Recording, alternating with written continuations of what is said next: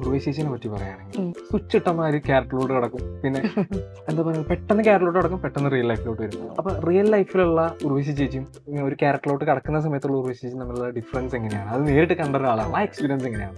ചേച്ചിയൊക്കെ ഭയങ്കര എക്സ്പീരിയൻസ്ഡ് ആയിട്ടുള്ള ആൾക്കാരാണല്ലോ അവര്. അപ്പോൾ ചേച്ചിക്ക് എന്ന് പറഞ്ഞാൽ ചേച്ചിയുടെ ഉള്ളിലുണ്ട് എന്താ ചെയ്യണ്ടേന്നുള്ള ഒരു പ്ലാനിങ് ചേച്ചിയുടെ ഉള്ളിലുണ്ടെന്ന് എനിക്ക് തോന്നുന്നത്. ഇത് പറഞ്ഞത് കേട്ടിരിക്കുന്നത് സത്യം തന്നെയാണ്. കട്ടെന്ന് പറഞ്ഞു കഴിഞ്ഞാൽ ചേച്ചി ഭയങ്കര തമാശ പറച്ചിലും പാട്ട് പാടലും. കാരണം നമ്മുടെ ഈ ഒരു സെറ്റിൽ ഭയങ്കര സൈലൻസാണ്. എനിക്ക് ഏറ്റവും ഡിയറസ്റ്റ് ആയിട്ടുള്ള എൻ്റെ വേറെ വർക്ക് എന്ന് പറഞ്ഞാൽ അമ്മിണിയമ്മ എന്ന് പറഞ്ഞ ക്യാരക്ടർ ഞാൻ ചെയ്തതാണ്. അതെ, ജിസ്മ വിമലിൻ്റെ ആദ്യം ജോലി പിന്നെ കല്യാണം എന്ന് പറഞ്ഞ വർക്കാണ്.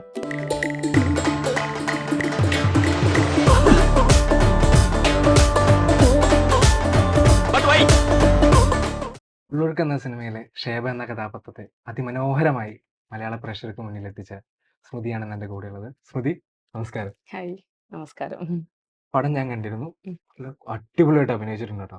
എല്ലാവരുടെ കൂടി ആക്ച്വലി അതിലെല്ലാവരും ജീവിക്കുകയാണെന്ന ഫീൽ ചെയ്യും. നമ്മൾ പടം കാണുമ്പോൾ നമ്മൾ അതിലൊരു അംഗമാണെന്ന് നമുക്ക് തോന്നിപ്പോയോ? അതേമാതിരിയാണ്. Great performance. Thank you. എനിക്ക് കാണുമെന്ന് നേരിട്ട് പറയണമെന്ന് ആഗ്രഹിച്ചിരുന്ന കാര്യം എപ്പോഴോ പറയാൻ പറ്റുന്നത്. Thank you. എങ്ങനെയാണ് ആ ഉള്ളൊഴുക്കിലേക്ക് എത്തിയത്? എത്തിയതെന്ന് പറഞ്ഞാൽ ഓഡിഷൻ വഴി തന്നെയാണ് എത്തിയത്. Okay. എൻ്റെ ഫ്രണ്ട് ഫ്രാങ്കോ എന്ന് പറഞ്ഞിട്ട് കാസ്റ്റിംഗ് ചെയ്യുന്നതാണ്. ആൾ ആക്ടറുമാണ്. പ്രേം എന്ന് പറഞ്ഞ സിനിമയിൽ മേരിയുടെ അപ്പനായിട്ട് അഭിനയിച്ച ആളാണ്. Okay. അപ്പോൾ ഫ്രാങ്കോ ആണ് ഇങ്ങനെ ഒരു ഓഡിഷൻ നടക്കുന്നുണ്ട്. അതായത് ഫ്രാങ്കോൻ്റെ ഫ്രണ്ടാണ് ഇതിൻ്റെ അകത്ത് കാസ്റ്റിംഗ് ഡയറക്ടർ വർഷ. അപ്പോൾ വർഷ ഇങ്ങനെ ഒരു മൂവിയും പിന്നെ കുറച്ച് വേറെ ഏതൊക്കെയോ തമിഴ് വർക്ക്സിൻ്റെയും എല്ലാത്തിൻ്റെയും കൂടി ഓഡിഷൻസ് ഒന്നിച്ച് ഇങ്ങനെ കാക്കനാട് വെച്ച് നടക്കുന്നുണ്ടെന്ന് ഇങ്ങനെ പറഞ്ഞു. അപ്പോൾ ഫ്രാങ്കോ വഴിയാണ് അങ്ങനെ ആ ഒരു ഓഡിഷന് ചെല്ലുന്നത്. പക്ഷെ ആക്ച്വലി അവിടെ ചെല്ലുമ്പോഴാണ് അറിയുന്നത് ഇതേ വർക്കിന് വേണ്ടി തന്നെ അതിന് മുമ്പ് ഒരു വർഷം മുമ്പ് സെയിം വർക്കിന് വേണ്ടിയിട്ട് ഓഡിഷന് പോയിട്ടുണ്ട്. പക്ഷെ അന്ന് ത്രൂ ആയില്ല. അത് കഴിഞ്ഞിട്ട് പിന്നെ അന്ന് എന്തോ ആ വർക്ക് നടന്നില്ല. അത് കഴിഞ്ഞ് പിന്നെ രണ്ടാമത് പ്രൊഡ്യൂസേഴ്സൊക്കെ വന്നിട്ട് പിന്നെ ക്രിസ്റ്റോ രണ്ടാമത് ഈ വർക്ക് മുന്നോട്ട് കൊണ്ടുവന്നതും ഓഡിഷൻ അറ്റൻഡ് ചെയ്യാൻ പറ്റുന്നതും അങ്ങനെ ത്രൂ ആവുന്നതും. അതൊരു 4 or 5 റൗണ്ട്സ് ഓഫ് ഓഡിഷൻസ് ഉണ്ടായിരുന്നു Okay. അന്നൊരു ദിവസം തന്നെ. അത് കഴിഞ്ഞ് പിന്നെ ഡയലോഗ്സ് വെച്ചിട്ട് നമുക്ക് സ്ക്രിപ്റ്റ് വെച്ചിട്ട് ഒരു സ്ക്രിപ്റ്റ് റൗണ്ട് ഓഫ് ഓഡിഷനും ഉണ്ടായിരുന്നു. അത് വേറൊരു ദിവസമായിരുന്നു. അങ്ങനെയാണ് ഇതിലേക്ക് എത്തിപ്പെടുന്നത്. അപ്പൊ കുറെ വർഷത്തെ കഷ്ടപ്പാടുണ്ട് അതെ. ആക്ച്വലി. 2 വർഷം മുമ്പ് ഷൂട്ടിംഗ് കഴിഞ്ഞതാണ് നമ്മുടെ ഈ വർക്ക് ആക്ച്വലി. ആക്ച്വലി 2 വർഷം മുന്നേ കഴിഞ്ഞതാണ്. അതാണ് അതെ. ആക്ച്വലി ഇപ്പൊ കാണുമ്പോ ആക്ച്വലി Different. സിനിമയിലെ ഇതുമാതിരിയല്ല. അതെ, അതെ. ഇതുമാതിരിയല്ല ഇരിക്കുന്നത്. നല്ല മാറ്റമുണ്ട് ആക്ച്വലി. മാറ്റമുണ്ടല്ലേ. അന്ന് നല്ല വണ്ണം ഉണ്ടായിരുന്നു. ഇപ്പൊ കുറച്ച് 2 വർഷം ആയല്ലോ. അപ്പൊ ലുക്ക് വൈസും അങ്ങനെ. ഉർവശി ചേച്ചിയുടെ കാര്യം എങ്ങനെയായിരുന്നു? ഉർവശി ചേച്ചിയാണ് അതിൽ മോളായിട്ടാണ് അഭിനയിക്കുന്നത്. ഉം. അപ്പൊ സ്മൃതി എന്ന് പറയുന്ന ഒരേ സമയം അമ്മയുമാണ് മോളുമാണ്. അപ്പൊ ആ ക്യാരക്ടറിന്റെ വേവ് ലെങ്ത് എങ്ങനെയാണ് അവിടെ ആക്ച്വലി ചെയ്യാൻ പറ്റിയത്? എന്റെ ക്യാരക്ടറിന്റെ ക്യാരക്ടറിനെ മനസ്സിലാക്കാനോ ആ ക്യാരക്ടറിലോട്ട് എത്താനായിട്ടും ബുദ്ധിമുട്ടുണ്ടായിരുന്നു? ബുദ്ധിമുട്ട് മനസ്സിലാവാന്ന് പറഞ്ഞു കഴിഞ്ഞാൽ ക്രിസ്റ്റോ ഇതിനെ കുറിച്ചിട്ട് ഡാൽവിൻ ഒരു അസിസ്റ്റന്റ് ഡയറക്ടർ ഉണ്ട് ക്രിസ്റ്റോന്റെ. അപ്പോൾ ഡാൽവിനും ക്രിസ്റ്റോവും നമുക്ക് ഈ എന്താണ് പറയുക ക്യാരക്ടറിനെ കുറിച്ച് വളരെ ഡീറ്റെയിൽ ആയിട്ട് പറഞ്ഞു തന്നിട്ടുണ്ടായിരുന്നു. എന്താണ് ഷേബ, ശരിക്കും പറഞ്ഞ ഒരു ബാക്ക് സ്റ്റോറി തന്നെ പറഞ്ഞു തന്നിട്ടുണ്ടായിരുന്നു. നമ്മൾ ഈ മൂവിക്കകത്ത് കാണാത്തൊരു സംഭവം എന്ന് വെച്ച് കഴിഞ്ഞാൽ നമുക്ക് ആ ക്യാരക്ടറിനോടേക്ക് നല്ലോണം വരാൻ വേണ്ടിയിട്ട്. അപ്പോൾ അതുകൊണ്ട് ബുദ്ധിമുട്ടുണ്ടായിരുന്നില്ല എന്ന് തന്നെ പറയാം മനസ്സിലാക്കാൻ ഷേബയെ.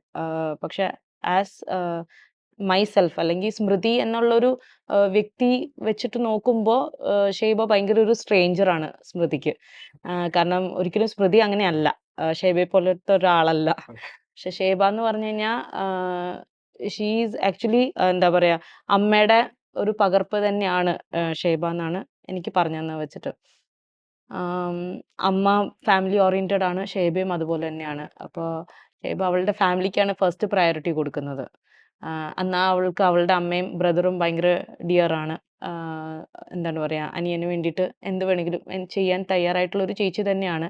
പക്ഷെ അവളുടെ ഫസ്റ്റ് പ്രയോറിറ്റി അവളുടെ ഭർത്താവും അവളുടെ കുട്ടികളും അവളുടെ ഫാമിലിയാണ്. എല്ലാ സ്ത്രീകളെ പോലെ എല്ലാ ഒരു നോർമൽ ഒരു ഹ്യൂമൻ ബീങ് അല്ലെങ്കിൽ ഒരു സ്ത്രീയെ പോലെ തന്നെ ഷേബയും അതുപോലെ തന്നെ. പിന്നെ അതുപോലെ തന്നെ എന്താ പറയുക ഉർവശി എന്ന് പറഞ്ഞ ക്യാരക്ടർ അല്ലെങ്കിൽ ലീലാമ്മ എന്ന് പറഞ്ഞൊരു ക്യാരക്ടർ അതിൻ്റെ അകത്ത് ഉർവശി ചേച്ചി ചെയ്തിരിക്കുന്ന ക്യാരക്ടർ. ലീലാമ്മ ഭയങ്കര സ്റ്റേൺ ആയിട്ടുള്ളൊരു സ്ത്രീയാണ്. എന്ന് വെച്ച് കഴിഞ്ഞാൽ ഡിസിഷൻസ് എടുക്കാനും ഭയങ്കര ബോൾഡ് ആയിട്ടുള്ളൊരു സ്ത്രീയെ റെപ്രസെന്റ് ചെയ്യുന്ന ഒരു എന്താണ് പറയുക ക്യാരക്ടറാണ് അതിൻ്റെ അകത്ത്. അപ്പം അതുപോലെ തന്നെ ഷേബയും അതുപോലെ തന്നെ ഒരു സ്റ്റേൺ ആയിട്ടുള്ള അല്ലെങ്കിൽ ബോൾഡ് ആയിട്ട് എന്ത് ഡിസിഷൻസും എടുക്കാൻ പറ്റുന്ന ഒരു സ്ത്രീ തന്നെയാണ് അതിൻ്റെ അകത്ത്. ഈക്വൽ ആണ് ശരിക്കും. എല്ലാവരും അമ്മയുടെ തന്നെ ഒരു പകർപ്പാണ് മകള്.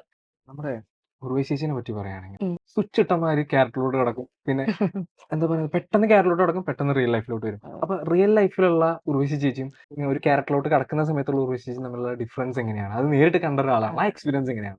ചേച്ചിയൊക്കെ ഭയങ്കര എക്സ്പീരിയൻസ്ഡ് ആയിട്ടുള്ള ആൾക്കാരാണല്ലോ അവര്. അപ്പോൾ ചേച്ചിക്ക് എന്ന് പറഞ്ഞാൽ ചേച്ചിയുടെ ഉള്ളിലുണ്ട് എന്താ ചെയ്യണ്ടേന്നുള്ള ഒരു പ്ലാനിങ് ചേച്ചിയുടെ ഉള്ളിലുണ്ടെന്ന് എനിക്ക് തോന്നുന്നത്. കാരണം അത്രയും ഭയങ്കര ഈസ് ഓഫ് എന്താ പറയുക ഇതാണ് ചേച്ചിക്ക്.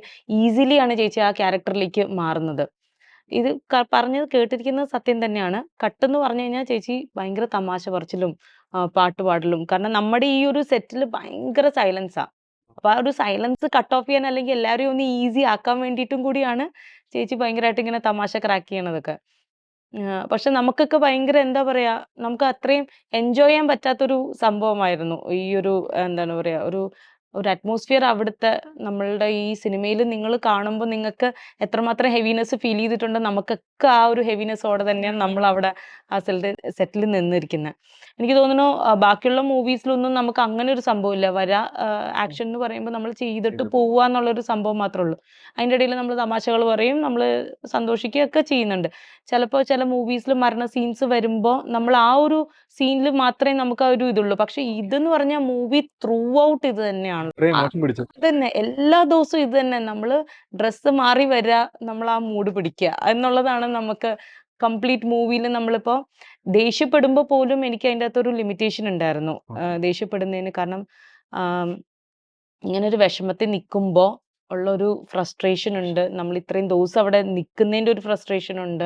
നമ്മുടെ കാര്യങ്ങളെല്ലാം ഡെയിലി റൂട്ടീൻസ് എല്ലാം മാറ്റി വെച്ചിട്ട് നമ്മൾ ഫാമിലിയുടെ കാര്യങ്ങൾ മാറ്റി വെച്ചിട്ട് അവിടെ നിൽക്കുന്ന ഷേബ എന്ന് പറഞ്ഞ ഒരു ക്യാരക്ടറിന് ഒരു ഫ്രസ്ട്രേഷൻ ഉണ്ട്. അതിൻ്റെ കൂടെ തന്നെ വിഷമവും ഉണ്ട്. അതിന് കൂടെ തന്നെ ആൾക്കാരുണ്ട് ചുറ്റും. അപ്പൊ നമുക്ക് ഒച്ച വെക്കുമ്പോൾ അല്ലെങ്കിൽ ദേഷ്യപ്പെടുമ്പോൾ അത്രയ്ക്ക് അങ്ങോട്ട് ലൗഡ് ആവാനും പറ്റില്ല. അപ്പൊ ഇതെല്ലാം എന്താണ് പറയുക, മനസ്സിൽ വെച്ചുകൊണ്ട് വേണം ആ ഒരു സീനിൽ എന്താണ് ദേഷ്യപ്പെടാനും ചെയ്യാനും ഒക്കെ. അപ്പൊ അങ്ങനെ കുറേ ലിമിറ്റേഷൻസും കാര്യങ്ങളും ഒക്കെ ഉള്ളപ്പോ നമ്മൾ ആ ഒരു മസിൽ പിടുത്തം ഉണ്ടായിരുന്നു നമുക്കൊക്കെ. പക്ഷെ അതൊക്കെ നമ്മളെ ഒന്ന് ഇത് ചെയ്യാൻ വേണ്ടിയിട്ടും ഈസ് ഓഫ് ചെയ്യാൻ വേണ്ടിയിട്ടും ഇപ്പൊ അപ്പു എന്ന് പറഞ്ഞാൽ ചെയ്ത ആ കുട്ടി ക്യാരക്ടർ, അവളും ഉർവശി ചേച്ചിയുടെ ഈ തമാശകളൊക്കെ ആയിരുന്നു ആകെ ഒരു ആശ്വാസം നമുക്ക് അവിടെ വരുമ്പോ. ഉർവശി ചേച്ചിക്ക് എങ്ങനെയായിരുന്നു? നല്ല സപ്പോർട്ടീവ് ആയിരുന്നു പാർവതി? ഭയങ്കര ഭയങ്കര സപ്പോർട്ടീവ് രണ്ടുപേരും. ഉർവശി ചേച്ചിയും പാർവതി ആവട്ടെ. പാർവതിയൊക്കെ ഇത്ര എക്സ്പീരിയൻസ്ഡ് ആയിട്ടുള്ള ഒരു ആർട്ടിസ്റ്റ് ആയിട്ട് പോലും എന്താ പറയാ, നമ്മളുടെ അടുത്ത് അങ്ങനെ ഒരു സീനിയോറിറ്റി കാണിച്ചിട്ടുള്ള നിൽക്കുന്ന ഒരാളേ അല്ല.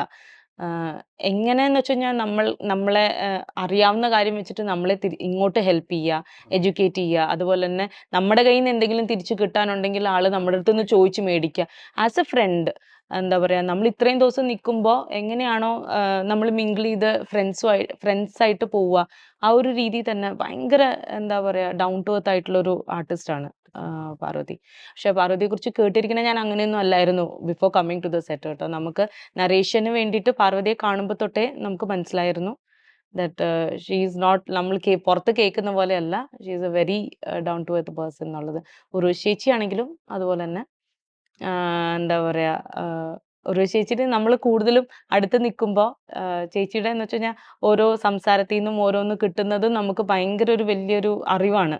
ഓരോ കാര്യങ്ങൾ ഇപ്പോൾ ചില സീൻസ് ചെയ്ത് കഴിയുമ്പോഴും മറ്റേ ലാസ്റ്റത്തെ ശരിക്കും എൻ്റെ ഒരു മെയിൻ സീൻ എന്ന് പറഞ്ഞു കഴിഞ്ഞാൽ ലാസ്റ്റ് വന്നിട്ട് അമ്മയുടെ അടുത്ത് പറഞ്ഞിട്ട് പോകുന്ന ആ ഒരു സീൻ. അതെ അതെ. അപ്പൊ ആ സീൻ കഴിഞ്ഞിട്ട് ഞാൻ പോകുന്ന സമയത്തും കഴിഞ്ഞ് ഞങ്ങൾ അവിടെ ഇങ്ങനെ ഇരിക്കുന്ന സമയത്ത് ഇവര് സെറ്റ് ചെയ്യാൻ വേണ്ടി എടുക്കുന്ന ടൈം ഉണ്ടല്ലോ. അപ്പോൾ ആ ടൈമിൽ നമ്മൾ അവിടെ ഇരിക്കുമ്പോഴും ഞാൻ ചേച്ചിയുടെ അടുത്ത് പറഞ്ഞതെന്ന് വെച്ച് കഴിഞ്ഞാൽ, ചേച്ചി എനിക്ക് ഒരു സാറ്റിസ്ഫാക്ഷൻ കിട്ടിയില്ല എന്നുള്ളൊരു ഫീൽ എന്ന് വെച്ച് കഴിഞ്ഞാൽ ഒന്നും കൂടി ബെറ്റർ ആവാമായിരുന്നു അല്ലെങ്കിൽ ബെറ്റർ ആക്കാമായിരുന്നു ഒരു തോന്നൽ. അപ്പോൾ ചേച്ചി പറഞ്ഞ എന്നാന്ന് വെച്ച് കഴിഞ്ഞാൽ, അങ്ങനെ ഒരു തോന്നലുണ്ടെങ്കിൽ അതാണ് വേണ്ടത് എന്ന് വെച്ചാൽ ഒരു ആക്ടറിന് എപ്പോഴും വേണ്ട ഒരു സംഭവം അതാണ്. എന്ന് വെച്ച് കഴിഞ്ഞാൽ നമ്മൾ ചെയ്തു ഭയങ്കര സൂപ്പറായി, നമ്മൾ പെർഫെക്റ്റ് ആയി എന്നൊരു ഫീൽ വന്നാൽ അതോടെ തീർന്നു. പിന്നെ നമുക്ക് അവിടുന്ന് ഗ്രോ ചെയ്യാൻ പറ്റില്ല എന്ന് വരെ നമുക്ക് ആ ഒരു ഫീൽ ഉള്ളത്. അതായത് നമ്മൾ ചെയ്തത് പോരാ, നമുക്കൊന്നും കൂടി ബെറ്റർ ആവാമായിരുന്നു, ആ ഒരു തോന്നൽ എന്ന് വരെ നമുക്കുണ്ടോ അപ്പൊ നമുക്ക് ഗ്രോ ചെയ്യാൻ പറ്റും. ആ ഒരു ഫീലാണ് നമുക്ക് വേണ്ടത്. അപ്പൊ നമുക്ക് ബെറ്റർ ആക്കാൻ പറ്റും നമ്മുടെ ഓരോ ഇത് പെർഫോമൻസും. നെക്സ്റ്റ് ടൈം നമുക്ക് ഒന്നും കൂടി അത് ബെറ്റർ ആക്കാൻ പറ്റും.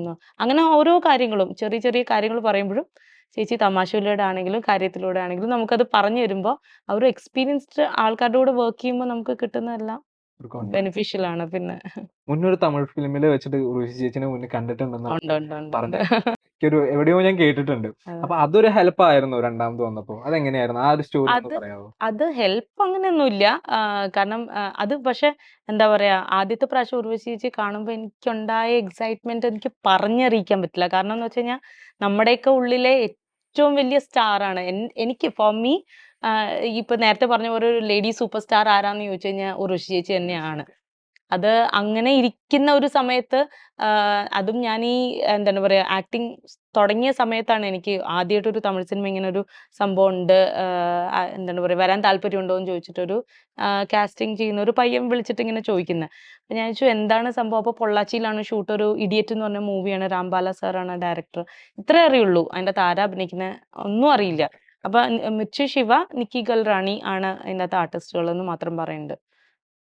അപ്പൊ അതിന് വേണ്ടിയിട്ട് പോവാൻ വേണ്ടിയിട്ട് ഇങ്ങനെ റെഡിയായി ഇരുന്ന് ഓർക്കപ്പുറത്ത് വൈകുന്നേരം വിളിച്ച് പറയണു രാത്രി പോകുന്നു, നെക്സ്റ്റ് ഡേ രാവിലെ അവിടെ എത്തണു, അവിടെ ഷൂട്ട് നടക്കണു. അപ്പൊ ഡ്രസ്സ് മാറിക്കൊണ്ടിരിക്കുമ്പോൾ ക്യാരവനിൽ ഒരേ ക്യാരവൻ തന്നെ പാർട്ടീഷൻഡ് ആയിട്ടുള്ള 2 റൂംസ് ഉള്ള ക്യാരവൻ. അപ്പൊ അതിനകത്ത് ഒരു സൈഡിൽ നിൽക്കുമ്പോൾ അപ്പുറത്തെ സൈഡിൽ ഇങ്ങനെ ഒരു മലയാളം കേൾക്കുന്നുണ്ട്, ആരോ ഫോണിൽ സംസാരിക്കുന്നു, നല്ല പരിചയമുള്ള ശബ്ദം. അപ്പൊ ഞാനിങ്ങനെ മേക്കപ്പ് മാനായിട്ട് സംസാരിച്ചപ്പോ പുള്ളിയാ പറഞ്ഞ എന്താണ് ഉർവശി മാം ആണെന്ന് പറഞ്ഞു. ഉയ്യോ, എനിക്കുണ്ടായ ഒരു സന്തോഷം, ദൈവമേ ഉർവശി ചേച്ചിയെ കാണാലോ, ഇതായിരുന്നു പിന്നെ എൻ്റെ ഉള്ള വിചാരം. അങ്ങനെ മേക്കപ്പ് മാം വിളിച്ചോണ്ട് പോയി പരിചയപ്പെടുത്തി. ആള് ചോദിച്ചു അയ്യോ ഇത് എവിടുന്ന് വന്നു എന്നൊക്കെ ചോദിച്ചപ്പോൾ ഞാൻ പറഞ്ഞു ഇങ്ങനെ ആലപ്പുഴയിലാണ്. ആണല്ലേ എന്നൊക്കെ ചോദിച്ചു സംസാരിച്ച്. അത് കഴിഞ്ഞ് നമ്മള് കാണുന്നത് ഉള്ളൊഴുക്കിന്റെ ഫസ്റ്റ് ഷോട്ട്, എൻ്റെ ഫസ്റ്റ് ഷോട്ട് നടക്കുന്ന ദിവസമാണ്. അപ്പൊ അത് കല്യാണ സീന്, നിങ്ങൾ സിനിമയിൽ കാണുന്ന ഫസ്റ്റ് സീൻ തന്നെ. അപ്പൊ ആ കല്യാണ സീൻ വെച്ചിട്ട് ഇങ്ങനെ ചേച്ചി വന്നു, സംസാരിച്ചു, എല്ലാവരോടൊക്കെ സംസാരിച്ച് വന്ന് നിന്ന് എന്നെ നോക്കി ചിരിച്ചു. അപ്പൊ സംസാരിച്ചപ്പോഴാണ് ഞാനിങ്ങനെ പറഞ്ഞത് ചേച്ചി നമ്മൾ നേരത്തെ കണ്ടിട്ടുണ്ട് ഇഡിയറ്റ് എന്ന് പറഞ്ഞ സിനിമ. എനിക്ക് ഓർമ്മയുണ്ട് ഓർമ്മയുണ്ട്, ആലപ്പുഴയിൽ നിന്ന് വന്നല്ലേ എന്ന് ചോദിച്ചു. ഓ കറക്റ്റ് എത്ര ഓർമ്മയുണ്ട് ചേച്ചിക്ക്, എത്ര വർഷം മുമ്പാണെന്നറിയോ സംഭവം. അങ്ങനെ അതപ്പോ സഹായിച്ചു എന്നല്ല ഞാൻ പറയാ, പക്ഷെ അതേ എക്സൈറ്റ്മെന്റ് ആയിരുന്നു ചേച്ചി എനിക്ക് രണ്ടാമത് കാണുമ്പോഴും ഉണ്ടായത്. പക്ഷെ ചേച്ചിക്ക് അത് നല്ല ഓർമ്മയുണ്ടായിരുന്നു. ജിസുമലിന്റെ ഒരു വെബ് സീരീസിൽ അഭിനയിച്ചിരുന്നു, ആദ്യം ജോലി പിന്നെ കല്യാണം. അമ്മിണിയമ്മ എന്നൊരു ക്യാരക്ടറായിരുന്നു ചെയ്യുന്നത്. അപ്പോൾ അതിൻ്റെ ഒരു എക്സ്പീരിയൻസ് എങ്ങനെയായിരുന്നു? അത് എനിക്ക് ഭയങ്കര ഡിയറസ്റ്റ് ആയിട്ടുള്ളൊരു വർക്കാണ്. കാരണം എനിക്ക് ഏറ്റവും കൂടുതൽ റെക്കഗ്നീഷൻ നേടിത്തന്നിട്ടുള്ളൊരു വർക്കാണ്. അവർക്ക് നല്ല രീതിയിലുള്ള ഫാൻ ഫോളോവേഴ്സും ഇതൊക്കെ ഉള്ളതുകൊണ്ട് തന്നെ ആ വർക്ക് ഭയങ്കര ഹിറ്റായി, ഒരുപാട് വൈറലായി അതിൻ്റെ കുറേ ഷോർട്സും വീഡിയോസും ഒക്കെ. അപ്പോൾ ആ ഒരു ക്യാരക്ടർ എൻ്റെ ഈ ലുക്കിലേ അല്ലാത്തൊരു ക്യാരക്ടർ ആയതുകൊണ്ട് എന്നെ പുറത്തിറങ്ങിക്കഴിഞ്ഞാൽ ഞാനാണെന്ന് പറഞ്ഞാൽ പോലും ആൾക്കാർ വിശ്വസിക്കാത്ത അവസ്ഥയാണ്. എൻ്റെ ഒരു വർക്കിലെ ഹെയർ സ്റ്റൈലിസ്റ്റ് വന്നിട്ടിങ്ങനെ ഒരു അവരുടെ റിംഗ് ടോണോ അത് എന്തോ അവർ ഈ പാട്ട് കേൾക്കും, അതിൻ്റെ അകത്തൊരു എന്താണ് പറയുക നല്ലൊരു പാട്ടുണ്ട്. അപ്പോൾ അതിൻ്റെ പാട്ടിങ്ങനെ കേട്ടോണ്ടിരുന്നപ്പോൾ ഞാൻ പറഞ്ഞു ഇത് കണ്ടിട്ടുണ്ടോ എന്ന് ചോദിച്ചു സീരീസ്. അപ്പോൾ പറഞ്ഞു അയ്യോ എന്ത് രസമുള്ള സീരീസാണ്, അയ്യോ രേവതിയും സതീഷിനെയൊക്കെ ഭയങ്കര ഇഷ്ടമാണ് എന്നൊക്കെ പറഞ്ഞ് അതിനെക്കുറിച്ച് ഭയങ്കര വാദോരാതെ ഇങ്ങനെ പറഞ്ഞുകൊണ്ടിരിക്കുക. ഞാൻ പറഞ്ഞു ഓ അത് കണ്ടിട്ടുണ്ടല്ലേ. ഞാൻ വിചാരിച്ചു ദൈവം തമ്പുരാനെ അതിൻ്റെ മുമ്പിൽ ഇരിക്കുന്ന ഞാൻ, എന്നിട്ട് എന്നെ ഇവർക്ക് മനസ്സിലായില്ലേ എന്ന് ഞാനിങ്ങനെ ആലോചിക്കുന്നുണ്ട്. അപ്പോൾ അവരെന്നിട്ട് ഇതിനെക്കുറിച്ച് ഇങ്ങനെ പറഞ്ഞുകൊണ്ടിരിക്കുക, അയ്യോ ആ അമ്മ സൂപ്പറാണ് അതിൻ്റെ അകത്തേന്ന്. ഞാൻ പറഞ്ഞു ആ അമ്മയാണ് ഞാൻ. അപ്പോഴത്തേക്ക് ഏത്? ഞാൻ പറഞ്ഞു അമ്മിണിയമ്മ തന്നെ. അപ്പോൾ പറഞ്ഞു അയ്യോ ചുമ്മാ പറയല്ലേ. അപ്പോൾ പറഞ്ഞു സത്യമായിട്ട് ഞാൻ തന്നെയാണെന്ന് പറഞ്ഞു. അയ്യോ രക്ഷയില്ല, അവർ സമ്മതിച്ചു. എന്നിട്ട് മനസ്സിലാവുന്നില്ല ദൈവമേ എന്തൊരു ഡിഫറൻസ്, നിങ്ങളാന്ന് പറയുകയില്ലെന്ന് പറഞ്ഞു. ആകെ ഒരാളാണ് എന്നെ തിരിച്ചറിഞ്ഞിരിക്കുന്നത്. അത് നമ്മൾ എന്താണ് പറയുക ലുലുവിൽ ഫുഡ് കോർട്ടിൽ പോയിരുന്ന് ഭക്ഷണം കഴിച്ചിട്ട് എണീറ്റ് പോകുമ്പോൾ ഒരു കുട്ടി ഒരു ഫ്രണ്ട്സ് ഗ്രൂപ്പ് വന്നിട്ടിരുന്ന് ഫുഡ് കഴിക്കാൻ വേണ്ടി വന്നു. അപ്പോൾ ആ കുട്ടി വന്നിരുന്നിട്ട് ഇങ്ങനെ ഫോണിൽ എന്തോ എടുത്തിട്ട് ഇങ്ങനെ അതിൻ്റെ അകത്തുനിന്ന് ഒരു ഷോട്ട് എടുത്തിട്ട് ആ സീരീസിൻ്റെ ഒരു സീനിൽ നിന്ന് ഒരു ഷോട്ട് എടുത്തിട്ട് കൊണ്ടുവന്ന് ഇങ്ങനെ കാണിച്ചു തന്നു. ചേച്ചി എന്നെ അല്ലേ ഇതെന്ന് പറഞ്ഞു. ഞാൻ പറഞ്ഞു അതേന്ന്. ഞാൻ പറഞ്ഞു മോനെ ജീവിതത്തിൽ ആദ്യമായിട്ട് തിരിച്ചറിയുന്ന ആൾ നീ. പക്ഷെ ആ കുട്ടിയുടെ പേര് എനിക്ക് ചോദിക്കാൻ പറ്റില്ല, അല്ലെങ്കിൽ ഞാനിപ്പോൾ പേര് പറഞ്ഞു ഞാൻ ഉറപ്പായിട്ട്. അപ്പം അന്ന് ഭയങ്കര സന്തോഷമായി. എന്ന് വെച്ച് കഴിഞ്ഞാൽ നമ്മളൊരു വർക്ക് ചെയ്തിട്ട് ആരെങ്കിലും നമ്മളെ റെക്കഗ്നൈസ് ചെയ്യുക എന്ന് പറഞ്ഞത് അതെല്ലാ ആർട്ടിസ്റ്റിനും അല്ല എല്ലാവർക്കും ആഗ്രഹമുള്ളൊരു കാര്യം തന്നെയാണല്ലോ. അപ്പോൾ ഏറ്റവും കൂടുതൽ എനിക്ക് ഡിയറസ്റ്റ് ആയിട്ടുള്ളൊരു വർക്കാണത്. അപ്പോൾ ഏറ്റവും ആദ്യം എനിക്ക് ഏറ്റവും കൂടുതൽ റെക്കഗ്നേഷൻ നേടിത്തന്നൊരു വർക്കുമാണത്. അപ്പോൾ അവരുടെ തന്നെ അത് കഴിഞ്ഞിട്ട് മനസ്സറിയും ഈ യന്ത്രം എന്ന് പറഞ്ഞിട്ടൊരു വർക്ക് ചെയ്തായിരുന്നു. അതിൻ്റെ അകത്തൊരു എപ്പിസോഡ് ചെയ്തിട്ടുണ്ടായിരുന്നു. അതും ഇതുപോലെ തന്നെ അതിൻ്റെ എന്താണ് പറയുക ഷോർട്സൊക്കെ ഭയങ്കര വൈറലായതാണ്. അപ്പോൾ അതുകൊണ്ട് ജിസ്മയുടെയും വിമലിൻ്റെയും വർക്ക് എന്ന് പറയുമ്പോൾ അത് നമ്മളൊരു ടീമായിട്ട് തന്നെ വർക്ക് ചെയ്യുന്നത്. അപ്പോൾ I am very thankful to them എപ്പോഴും എന്നും. നമ്മൾ ചിലപ്പോൾ ഭയങ്കര പുറത്തൊക്കെ നല്ല പോളിഷ്ഡായിട്ട് നടന്നിട്ട് വീട്ടിൽ വന്നു കഴിയുമ്പോൾ ചിലപ്പോൾ തനി അമ്മയായി മാറുന്ന ചില നിമിഷങ്ങളിൽ ഞാൻ മനസ്സിലാക്കണതാണ്, എനിക്ക് ഇങ്ങനെയുണ്ടല്ലേ, എനിക്ക് ഇങ്ങനെയും പെരുമാറാൻ പറ്റുമല്ലേ എന്ന് നമുക്ക് തോന്നിപ്പോകുന്നത്. ഇപ്പോൾ മൂഡ് ഓഫ് ആയിട്ടിരിക്കുന്ന സമയത്ത് അല്ലെങ്കിൽ കുറച്ച് റിലീഫ് കിട്ടാൻ വേണ്ടിയിട്ട് ഒറ്റയ്ക്ക് ഞാൻ എവിടെയെങ്കിലും യാത്ര ചെയ്യും. അത് ഞാൻ ഒരുപാട് നാളായില്ല, കുറച്ച് നാളായിട്ട് തുടങ്ങിയിരിക്കുന്ന ഒരു സംഭവമാണ്. അപ്പോൾ ഒറ്റയ്ക്ക് യാത്ര ചെയ്യുമ്പോൾ നമുക്ക് ഭയങ്കര റിലീഫാണ് ശരിക്കും പറഞ്ഞാൽ. വരാൻ വേണ്ടി ഇങ്ങനെ ആഗ്രഹിക്കുന്നു നല്ല പ്രോജക്ട്സ്. ഉള്ളൊഴുക്ക് എനിക്ക് തോന്നുന്നു എൻ്റെയും ഇത് ഉള്ളൊഴുക്കിൻ്റെ ബേസിസിൽ വർക്കുകൾ വരും എന്നുള്ളതാണ് പ്രതീക്ഷ. നമ്മൾ ആർട്ടിസ്റ്റുകൾക്ക് ആഗ്രഹവും അത്യാഗ്രഹവും ഇത്തിരി കൂടുതലാണല്ലോ. അതുകൊണ്ട് ഇങ്ങനെ അത്യാഗ്രഹം കൊണ്ട് ഞാനിങ്ങനെ ആഗ്രഹിച്ചുകൊണ്ടിരിക്കുന്നു നല്ല വർക്ക് വരട്ടെ എന്നുള്ളത്.